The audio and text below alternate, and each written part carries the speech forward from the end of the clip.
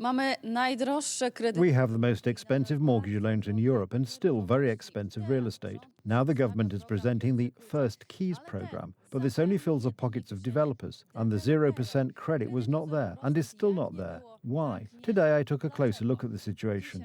The government pompously announced the program, but there is as yet no finished bill. First Keys is supposed to help people buy their first apartment on the secondary market or to build a house. However, the program has quite a few loopholes, which may make it unaffordable or simply unprofitable for many people. That the situation on the Polish real estate market is difficult, everyone knows.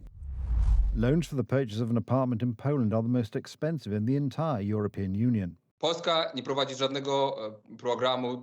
Poland has no program, no housing policy. There is no such policy. We have the most expensive loans in the European Union and very expensive housing, very expensive developer margins and very expensive rent. Housing is unaffordable. Young people have no chance to own their own apartment. They live on rent, on which they spend most of their earnings, and this is frightening because people will not start a family in such circumstances. This last information shocked even Development Minister Krzysztof Paszyk. Jasno powiedzieli, że Families don't have anything to dream of having a child, children without their own home, and this talk really surprised me. That's why, he explains, the First Keys program was created in the privacy of ministry offices. Success was trumpeted before the law was prepared, and before all coalition partners had agreed to the proposals. Dopłacanie do drogich kredytów. Subsidizing expensive loans is just inflating already speculatively inflated housing prices and filling the pockets of developers. I, for one, was against subsidies for these loans.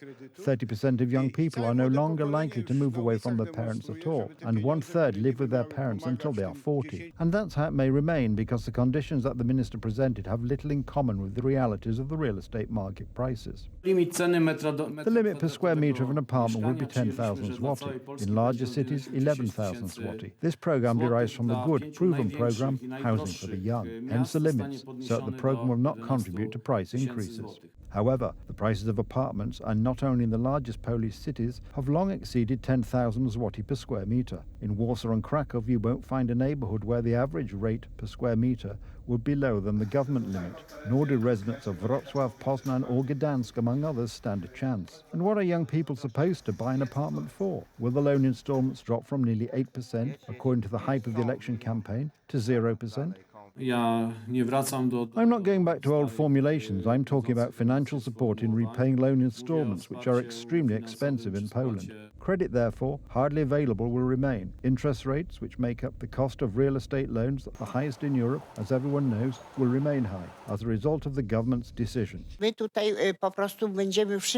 We will all be making exorbitant payments in the form of not only increased energy prices, but inflation, which, to make matters worse, affects interest rates. Normally, we were hoping that if the shields were lifted at once, or at least kept in place for a longer period of time, we could have had a drop in energy prices and inflation from January, and that would have allowed us to get on the path of lowering interest rates.